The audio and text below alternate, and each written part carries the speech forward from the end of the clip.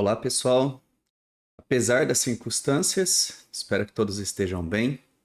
Aqui quem fala é o Alex, eu sou advogado previdenciarista na Advocacia Gasparotto e hoje vou tratar com vocês sobre uma notícia que alguns já devem estar sabendo, acredito que não todos. Na data de ontem, fomos surpreendidos com o pedido de cancelamento do destaque pelo próprio ministro Alexandre de Moraes. Então me acompanhe durante todo esse vídeo.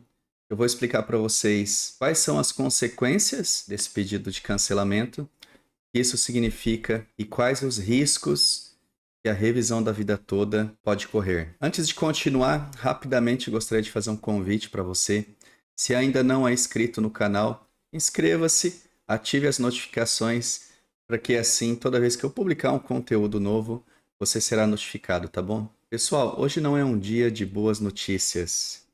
Vou mostrar para vocês aqui a página do STF, onde nós podemos ver as decisões recentes. A DI 2110, na data de ontem, 4/9. Lembrando que hoje é quinta-feira, 5 de setembro de 2024. Na data de ontem, 4/9, vemos aqui, ó, Alexandre de Moraes, pedido de destaque cancelado. Da mesma forma, na DI 2110, consta aqui pra gente pedido de destaque cancelado. E o que isso significa, pessoal? Há poucos dias, no dia 26, o ministro Alexandre de Moraes fez o pedido de destaque, ou seja, cancelou o julgamento no plenário virtual, transferindo o julgamento no plenário físico. E agora, dia 4, na data de ontem, o ministro Alexandre de Moraes cancelou o pedido de destaque. Isso foi confirmado pelo Dr. João, da ABL Advocacia. Ele gravou um vídeo rápido ali informando que o Dr. Murilo ligou ali no gabinete do Alexandre de Moraes e foi confirmado pela assessoria que o pedido de cancelamento do destaque foi confirmado, foi feito por ele mesmo. E quais são as consequências agora, pessoal? Não haverá mais julgamento no plenário presencial das ADIs 2110 e 2111 acerca dos embargos de declaração. Será pautado novamente um julgamento no plenário virtual. Quem faz a pauta, quem é responsável pela pauta de julgamentos no STF é o presidente da casa, no caso, o ministro Barroso. Ele deverá pautar novamente o julgamento ali do plenário virtual.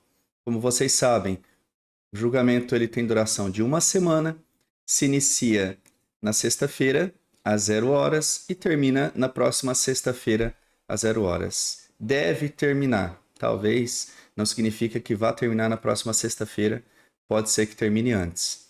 Nesse caso de novo julgamento, aqueles votos que já foram apresentados no plenário virtual anterior serão cancelados e todos devem apresentar os seus votos novamente. No entanto, isso não significa que os votos serão diferentes, né? Os ministros que já votaram podem manter os seus votos ali. O primeiro a apresentar o voto é o relator, ministro Nunes Marques.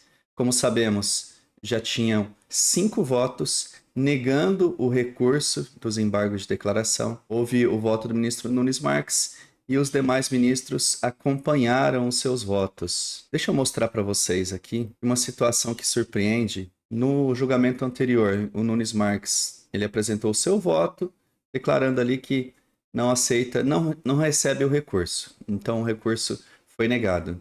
Zanin, Flávio Dino, Carmen Lúcia e Gilmar Mendes, que antecipou seu voto, Gilmar Mendes, acompanharam o relator. Então temos 4 votos aqui, mais o do relator, 5. O que surpreende é que a Carmen Lúcia, vocês se lembram, ela tinha votado favorável à tese da revisão da vida toda. E no julgamento desses embargos, ela acompanha ali o ministro relator. Também não reconhece, não dá provimento ali ao recurso. O que dizer, pessoal? Difícil o que dizer. A gente tenta analisar todas as possibilidades, todos os fatos, mas nós somos humanos. A gente, em muitas situações, nós somos tomados por emoções. E nesse contexto, nessa situação, o cenário não é bom. O cenário não é favorável à revisão da vida toda. Por quê? Vai iniciar um novo julgamento. o ministro Nunes Marques vai apresentar o seu voto, muito provavelmente o mesmo voto, e os demais ministros que já acompanharam o voto do relator poderão acompanhá-lo. No caso, o Zanin, Flávio Dino, a Carmen Lúcia e o Gilmar Mendes. 5 votos. Sabemos que, para concluir, né, o julgamento ali, se já tiver 6 votos, já finaliza por ali, porque são 11 ministros, 6-5, 6 votos são vencedores. Ainda faltava apresentar o voto do Barroso. Sabemos que ele é contra a revisão da vida toda. Qual seria a alternativa? E acredito que isso não vai acontecer, mas eu quero trazer para vocês aqui a possibilidade de algum outro ministro fazer o pedido de destaque. Por exemplo, André Marques, o Fachin. Fachin ele votou a favor da revisão da vida toda. Ele pode fazer o pedido de destaque, falar, não, gente, a situação, esse processo é um processo de grande relevância nacional, que envolve uma questão de grande valor social, ele não deve ser julgado no plenário virtual. Deve ser debatido, deliberado por todos os ministros no plenário presencial. Isso é uma possibilidade. No entanto, dificilmente isso pode acontecer. A gente não pode prever o que vai acontecer.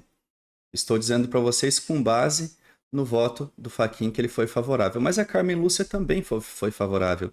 Na revisão da vida toda, ela acompanhou, no voto lá no plenário virtual dos embargos, ela acompanhou a ministra Rosa Weber, que determinou ali o reconhecimento da tese a partir de quando eu deveria receber. Ela acompanhou a Rosa Weber, então foi favorável aos aposentados. E aqui nesse processo, ela mudou seu entendimento e negou também o segmento do recurso. Sinceramente, eu digo para vocês que ainda, para mim, paira dúvidas em algumas questões. Por exemplo, nesse julgamento dos embargos, a CNTM, que foi a parte autora, um dos pedidos, que é o pedido principal, eles tratam ali sobre a modulação dos efeitos na decisão, lá no pedido dos embargos. Ou seja, o que significa isso? O STF ele já tinha um entendimento. Quando há mudança de entendimento, mudança da jurisprudência, qual que é a regra ali no STF? Aquela decisão ela deve ser aplicada dali, da data do julgamento para frente. Ela não vai alcançar casos anteriores, retroagir. Então, qual que é o nosso entendimento como advogados? Que deve acontecer na prática, que a gente aprende na faculdade, que a gente vê isso na prática. Quando há mudança de entendimento, não deve retroagir nas questões passadas. Ou seja, então quem já entrou com ação tem o seu direito resguardado, porque o STF teve uma mudança de entendimento a partir do dia 21/3. Então, quem entrou com ação até dia 21/3 tem o seu direito resguardado. Eu digo que ainda paira dúvidas, eu estou falando por mim, porque se nenhum dos ministros se manifestar nessa questão, como já aconteceu nesse julgamento virtual, que foi cancelado pelo pedido de destaque e agora vai ser retomado. O relator não se manifestou acerca dessa questão da modulação e nenhum dos outros ministros.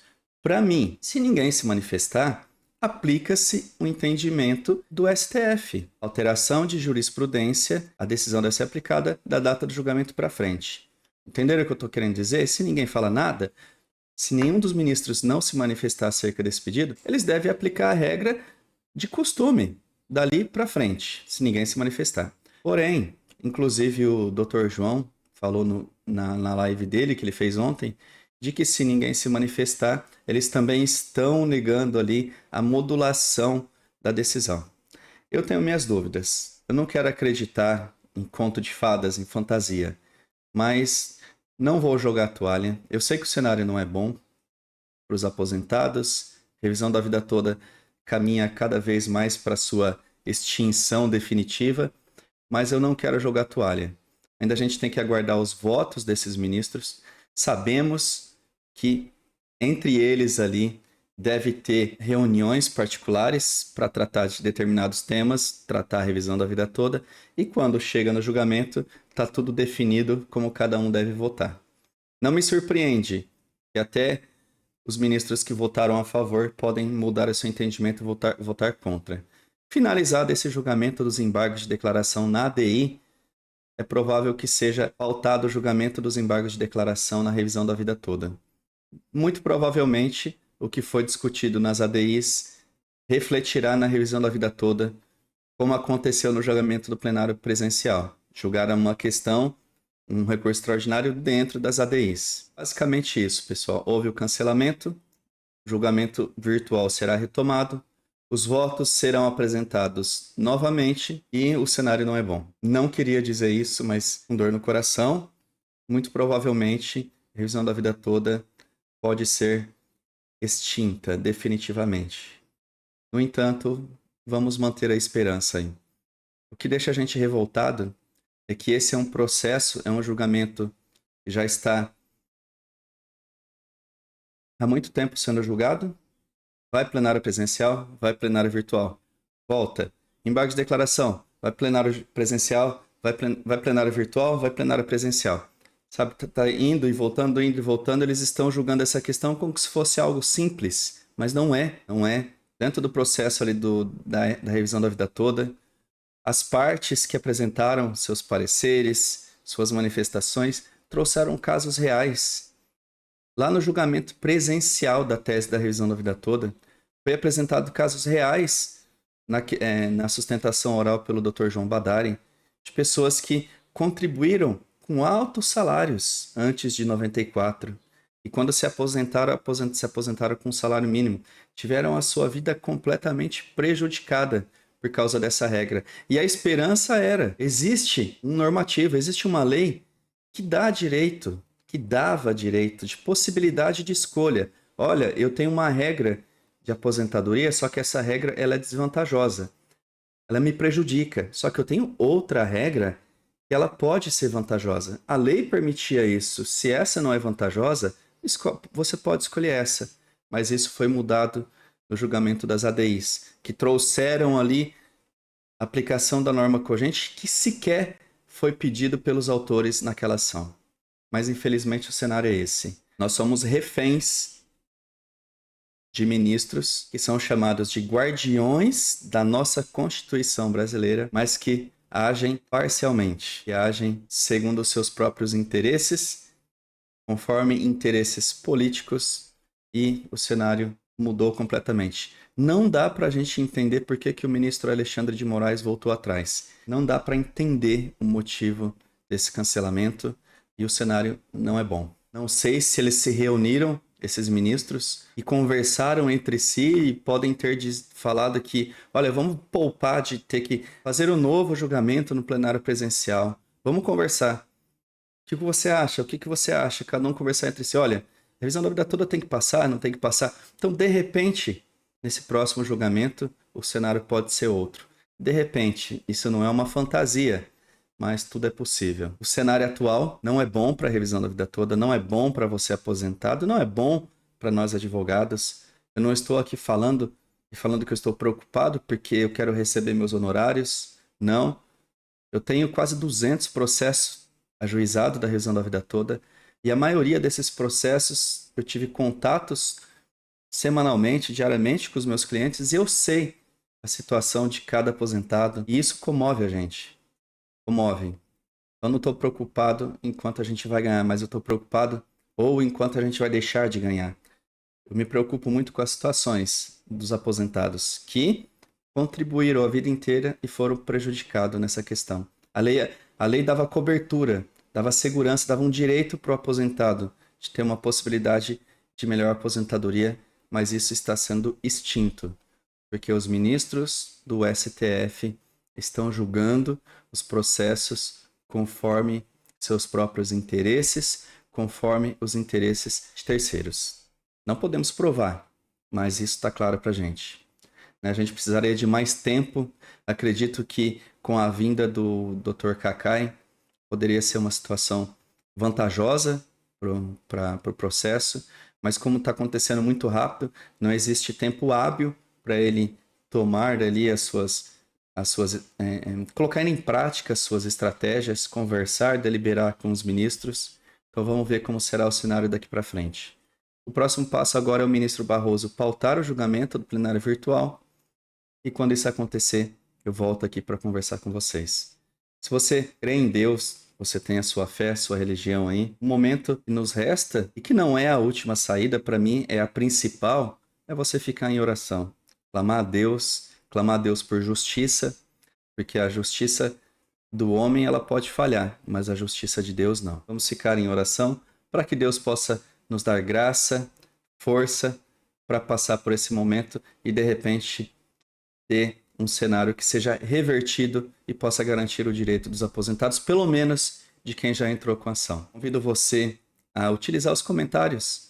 Deixa aí a sua manifestação, a sua indignação, que com certeza a maioria está indignado, a sua sugestão, a sua ideia, a sua dúvida e, se possível, eu analiso e posso trazer aqui em outros vídeos, tá bom? Agradeço muito a tua presença e até um próximo vídeo.